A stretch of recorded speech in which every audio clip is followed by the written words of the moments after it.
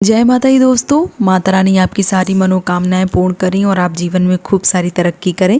इसी के साथ आज का जो वीडियो है वो मैं शुरू कर रही हूँ। दोस्तों आज के वीडियो में मैं बात करने वाली हूँ जितिया या जीवित पुत्रिका व्रत के बारे में। बहुत सारे सवाल जो है वो मुझे मिल रहे हैं और उन सवालों के लिए आज का जो वीडियो है वो होने वाला है। जैसे जो प्रेग्नेंट वुमेन है, जो भी गर्भवती माताएँ हैं, उनको व्रत करना चाहिए या नहीं करना चाहिए। पहली बार व्रत जिनके संतान नहीं है वो करें या ना करें, मान लीजिए बच्चे नहीं हैं वो व्रत करें या ना करें, या प्रेग्नेंट जो भी माताएं हैं वो व्रत करें या ना करें। तो सबसे पहले जो भी बच्चे जिनके नहीं हैं उनको ये व्रत नहीं करना चाहिए, क्योंकि जो जितिया पर्व है या जितिया जो व्रत है जीवित पुत्रिका, वो अपने बच्चों के लिए किया जाता है और अगर बच्चे नहीं हैं तो इस व्रत को नहीं करना चाहिए।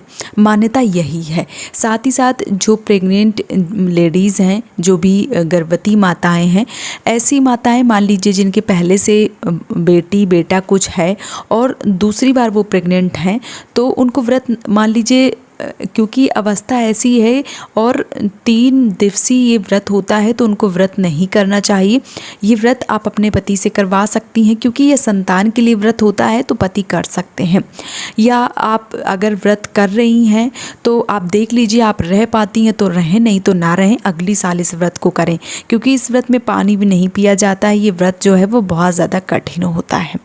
अगर आप पहली बार इस व्रत को कर रही हैं और आप प्रेग्नेंट हैं, आपका पहला बच्चा जो है वो आने वाला है इस दुनिया में, तो आ जाने दीजिए, उसके बाद इस व्रत को उठाइए।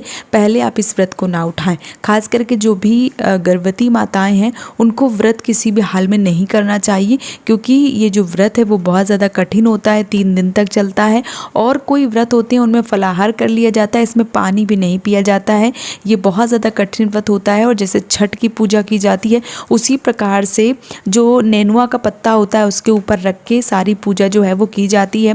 मान लीजिए पहले जिस दिन नहाए खाए होता है उस दिन भी नेनुआ के पत्ता, जो तरोई का पत्ता होता है, उस पत्ते के ऊपर जो भी खाना बनाते हैं, बहुत सारे लोग 9 प्रकार के 11, जिनके घर की जो भी श्रद्धा है, और खास करके अलग अलग थोड़े से जैसे गांव बदलते हैं ना, तो थोड़ी थोड़ी अलग पूजा जो है वो हो जाती है। तो बहुत सारे लोगों के ऐसा होता है कि 9-10 तरह की सब्जी जो है वो बनती है, फिर वो सब नेनुआ के पत्ते में रख के और जिस दिन नहाए खाए होता है उस दिन भोग लगाया जाता है। और किसी भी पवित्र नदी में स्नान करना होता है, तालाब में, झील में। अगर कुछ नहीं है तो जो आपका घर का पानी, उसमें गंगा जल डाल के भी स्नान कर लिया जाता है। उसके बाद जो भी आपने भोजन बनाया है वो सबसे पहले जो है वो भोग लगाया जाता है और उसमें चील, सियारिन और जीमूत वाहन को जो भोजन है वो निकाला जाता है।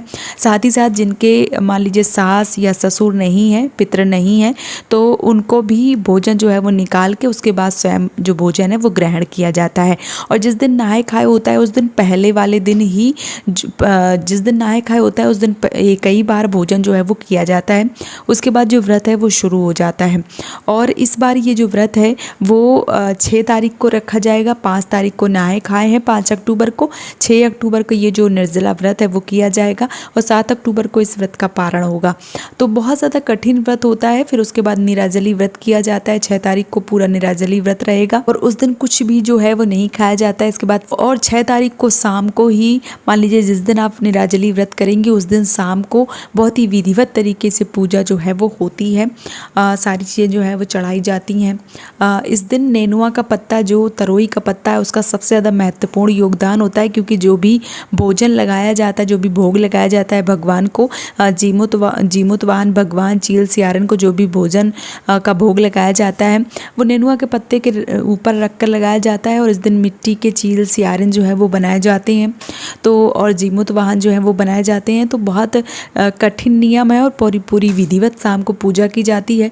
फिर अगले दिन व्रत का पारण किया जाता है और जो जितिया बनवाई जाती है वो सबसे पहले अपने बच्चे को पहनाई जाती है, उसके बाद स्वयं धारण की जाती है। तो जो भी गर्भवती माताएं हैं वो नहीं कर पाएंगी, क्योंकि ये बहुत ज़्यादा कठिन व्रत है।